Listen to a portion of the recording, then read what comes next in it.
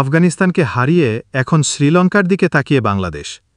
একটা করে dot ball হয়, গ্যালারি থেকে ভেসে আসে মৃদু উল্লাস। উইকেট পড়লে তো কথাই নেই, গর্জে ওঠেন দর্শক।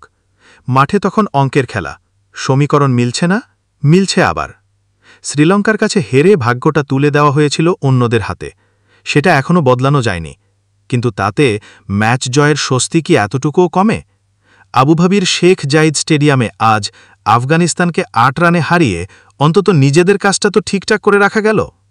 এখন হিসাবটা এমন, শ্রীলঙ্কা যদি বৃহস্পতিবার আফগানিস্তানকে হারায় তাহলে বাংলাদেশকে আর কোনো অঙ্ক কষতে হবে না। আর যদি আফগানিস্তান জেতে তাহলে ওদের সেই জয়টা যেন হয় একটু বড় ব্যবধানে। বাংলাদেশের চাওয়া এটাই। এখন দেখার বিষয় শ্রীলঙ্কা আফগানিস্তানকে হারাতে পারে কিনা।